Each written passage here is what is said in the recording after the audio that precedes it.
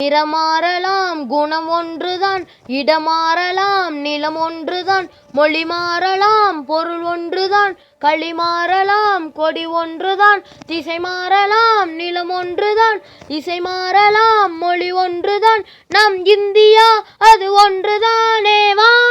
Welcome to JP's thoughts. இன்றைக்கி நம்ம என்ன பார்க்க போகிறோம் அப்படின்னா, ஒரு கம்மல். இந்த கம்மல் மட்டும்தான் நான் ஃபஸ்ட்டு வாங்கணும் அப்படின்னு சொல்லிட்டு டிசைட் பண்ணிவிட்டு கடைக்கு போனேன். இந்த கம்மல் மட்டும் காமிங்க, ஒரு 2 கிராம்ஸ் 3 கிராம்ஸ்க்குள்ளே காமிங்க, அதுக்கு மேலெலாம் வேண்டாம் அப்படின்னு சொன்னேன். அவங்க கம்மல் டிசைன்ஸ் எல்லாமே கடையில் காமிச்சாங்க. அப்படி இருக்கும்போது அந்த மேலே இருக்கல அந்த ஸ்டெட்டு மட்டும்தான் நான் ஃபஸ்ட்டு டிசைட் பண்ணி வாங்கினேன்.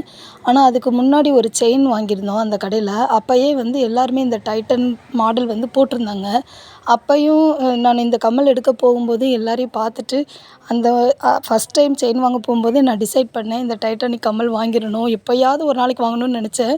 ஆனால் இன்றைக்கே வாங்கணும் அப்படின்னு சொல்லிட்டு நான் டிசைட் பண்ணலை. அப்படியாப்பட்ட சுச்சுவேஷனில் ஃபஸ்ட்டு அந்த ஸ்டெட்டை மட்டும் பார்த்து வாங்கிட்டு அப்புறம் என் ஹஸ்பண்ட்ட சொன்னேன், இந்த டைட்டானிக் கம்மலும் சேர்த்து வாங்கிடலாம் அப்படின்னு. எங்களோட யூனிஃபார்முக்கு நான் ஸ்டட்டு மட்டும்தான் போடணும், கீழே தொங்குறதெல்லாம் போடக்கூடாது.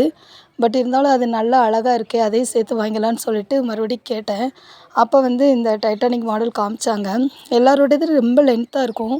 இதை காமிக்கும்போது 916ல் இதை பார்த்து வாங்கும்போது இது லென்த்தி இல்லை, ஒரு அளவாக நல்ல கச்சிதமாக இருந்துச்சு. அதனால் எனக்கு ரொம்ப பிடிச்சிருந்துச்சு. நிறைய பேர் போட்டிருக்காங்க, அது ரொம்ப லென்த்தியாக இருக்கும்போது அது கொஞ்சம் வித்தியாசமாக தெரிஞ்சுச்சு. இது கரெக்டாக இந்த இதுக்கு ஃபேஷனாகவும் இருக்குது, கொஞ்சம் அது கூட க்யூட்டாகவும் இருக்குது, சூப்பராக இருந்துச்சுன்ற மாதிரி நான் ஃபீல் பண்ணேன். அதனால் இப்போ என்னாச்சு அப்படின்னா, கடைசியில் நான் வாங்க போனது ஒரு பர்பஸ்க்கு, அந்த ஸ்டெட்டு மட்டும்தான் வாங்க போனேன். அந்த டைட்டன் மாடலே சேர்த்து வாங்கிட்டேன். இப்போ என்ன தோணுது அப்படின்னா, இந்த ஸ்டெட்டை மட்டும் நான் தனியாக போட்டால் அந்த டைட்டன் என்னைக்காவது ஃபங்க்ஷனுக்கோ இல்லைனா வெளில போடும்போதோ மேட்சாக இருக்காது, அது பழசாக போயிடும், ஸ்டட்டு கீழே இருக்கிறது புதுசாக இருக்கும் அப்படின்னு சொல்லிட்டு அதையும் நான் யூஸ் பண்ணாமல் இப்போ இன்னொரு ஸ்டட்டு மட்டும் நம்ம வாங்கிக்கலாம் அப்படின்னு சொல்லிட்டு என் ஹஸ்பண்ட்கிட்ட கேட்டுட்ருக்கேன். அதுக்கும் என் ஹஸ்பண்ட் சரி அப்படின்னு சொல்லியிருக்காங்க. அது எப்படி செய்ய போகிறாங்கன்னு தெரியல. அதாவது கோல்டு தானே, கோல்டுனால இது வேஸ்ட் ஆகாது அப்படின்றதுனால அவங்களும் சரின்னு சொல்லிட்டாங்க. இந்த கம்மல் பற்றி சொல்லணும் அப்படின்னா, இதில் நான் வாங்கும்போது வெறும் 2000 ருபீஸ் தான் கொடுத்து வாங்கினேன். அப்படின்னா நான் என்ன செஞ்சுருப்பேன், கொஞ்சம் யோசனை பண்ணுங்கள்.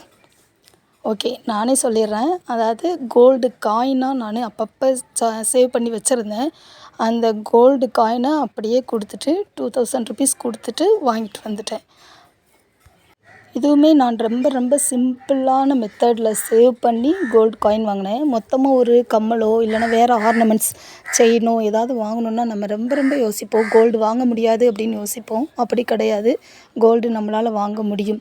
அதுக்கான ஒரே ஒரு மந்திரம் என்னென்னா, நம்ம நினைக்கணும், நம்ம கோல்டு வாங்கணும், நம்ம ஸ்டட்டு வாங்கணும், நம்ம செயின் வாங்கணும் அப்படின்னு சொல்லிட்டு நினைக்கணும். நினச்சா கண்டிப்பாக வாங்கலாம். நான் எப்படி சேவ் பண்ணி அந்த கோல்டு காயினை வச்சு வாங்கினேன் அப்படின்னு உங்களுக்கு டீட்டெயிலாக வேணும் அப்படின்னா, மெசேஜ் வேணும்னா கமெண்ட் பண்ணுங்கள், நான் உங்களுக்கு சொல்கிறேன். பர்ஸு, பேகு, அப்புறம் இந்த ஃபோன் ஸ்டாண்ட் அவங்க கொடுத்த கிஃப்ட்டு.